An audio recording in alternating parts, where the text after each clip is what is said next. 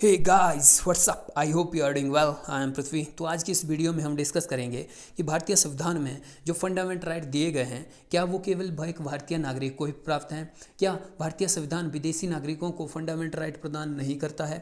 अगर भारतीय संविधान द्वारा विदेशी नागरिकों को फंडामेंटल राइट प्रदान किए जाते हैं तो वो कौन कौन से फंडामेंटल राइट हैं जो विदेशी नागरिकों को प्राप्त हैं, और ऐसे कौन कौन से फंडामेंटल राइट हैं जो केवल भारतीय नागरिकों को प्राप्त हैं। तो बहुत सारे सवाल हैं जिनको हम इस वीडियो में सॉल्व करेंगे। तो अपना वीडियो स्टार्ट करने से पहले आप लोगों से एक क्वेश्चन है, निम्नलिखित में से कौन सा मौलिक अधिकार केवल भारतीय नागरिकों को प्राप्त है।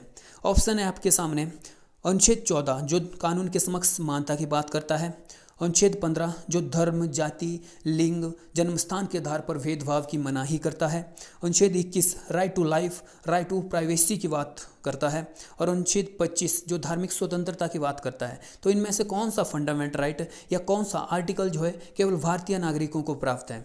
इसका आंसर आप मुझे कमेंट करिएगा, बाकी वीडियो के एंड में जो है इसका आंसर आपको मिल जाएगा। भारतीय संविधान के भाग 3 अनुच्छेद 12 से 35 के बीच में फंडामेंटल राइट के बारे में बात की गई है। मेनली जो फंडामेंटल राइट हमें दिए गए हैं वो अनुच्छेद 14 से 32 के बीच में है। और भारतीय संविधान न केवल भारतीय नागरिकों को ही फंडामेंटल राइट प्रदान करता है बल्कि भारतीयों के साथ साथ विदेशी नागरिकों को भी फंडामेंटल राइट प्रदान करता है। अब विदेशी नागरिक कौन होते हैं? जो ऐसे कंट्री जो भारत के मित्र राष्ट्र हैं, मतलब भारत जिनके साथ क्या है फ्रेंडली है, या मैं बोल दूँ फ्रेंडली कंट्रियाँ जो है ना उनको जो है उनके नागरिकों को भारत फंडामेंटल राइट प्रदान करता है। और जिनके भारत के साथ भारत की शत्रुता है, ठीक है, अब एग्जाम्पल आप समझ गए होंगे कौन है, ठीक है, तो उनके नागरिकों को हमारे भारतीय संविधान द्वारा कोई भी फंडामेंटल राइट प्रदान नहीं किए जाते हैं। ठीक है, अब हम इस वीडियो में देखेंगे कि कौन कौन से ऐसे फंडामेंटल राइट हैं जो केवल भारतीयों को प्राप्त हैं और कौन कौन से ऐसे फंडामेंटल राइट हैं जो भारतीयों के साथ साथ विदेशियों को प्राप्त हैं। ओके, तो सबसे पहले हम डिस्कस करेंगे जो फंडामेंटल राइट केवल भारतीयों को प्राप्त हैं। सबसे पहला हमारा फंडामेंटल राइट है अनुच्छेद 15।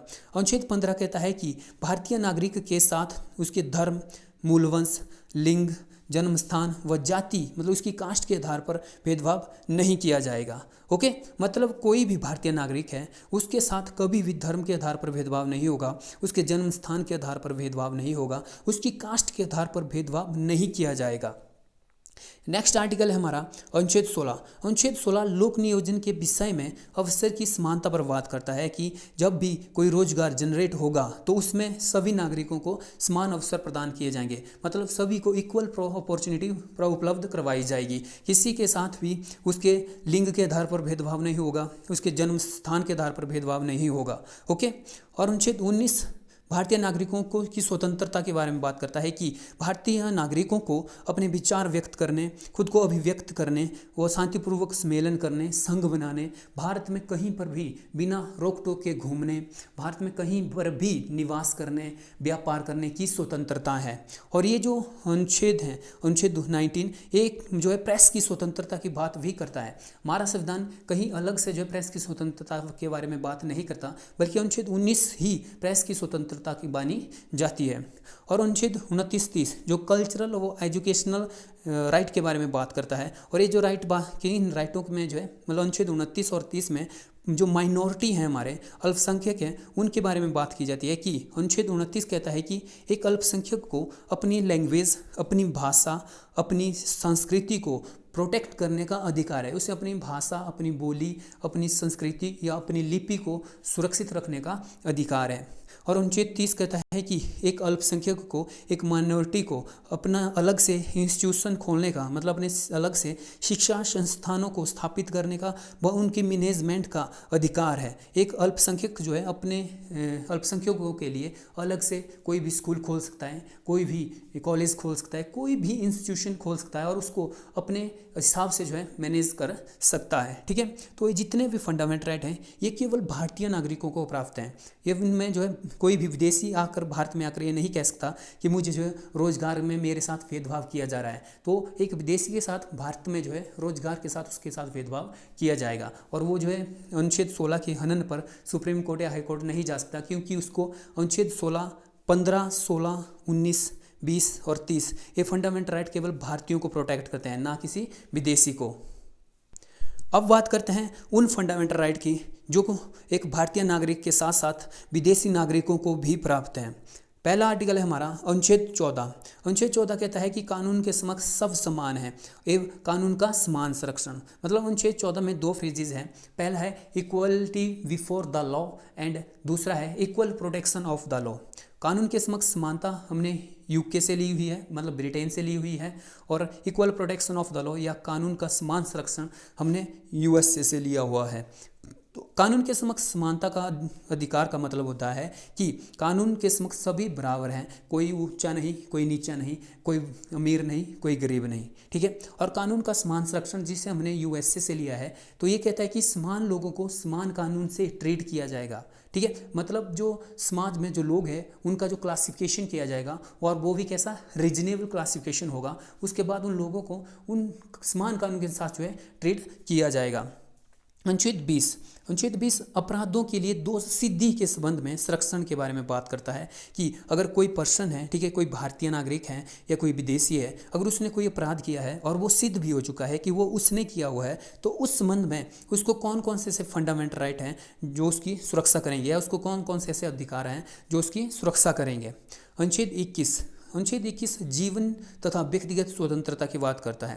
अनुच्छेद 21 का जो दायरा है ना वो बहुत बड़ा है, इसका जो एरिया है वो बहुत वाइड है। आपको पता है कि अनुच्छेद 21 के तहत हमें जीवन जीने की स्वतंत्रता है, सांस लेने की स्वतंत्रता है, स्वच्छ एनवायरनमेंट मतलब क्लीन एनवायरनमेंट में रहने की स्वतंत्रता है, हमें सोने की स्वतंत्रता है, विदेशों में घूमने की स्वतंत्रता है। तो मतलब जितनी भी हमारी स्वतंत्रता है ना वो अनुच्छेद 21 में आती है।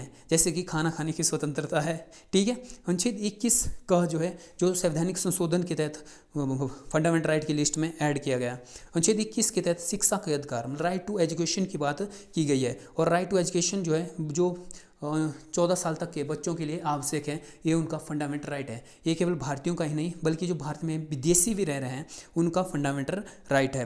अनुच्छेद 22 कहता है कि कुछ मामलों में गिरफ्तारी से संरक्षण, मतलब अगर आपको पुलिस जो है वो गिरफ्तार करने आ रही है तो कुछ ऐसे मामले होंगे जिनमें आप अपनी गिरफ्तारी का उनसे रीज़न पूछ सकते हो और अपने कानून मतलब अपने लिए जो है एक लॉयर जो है हायर कर सकते हो, ठीक है।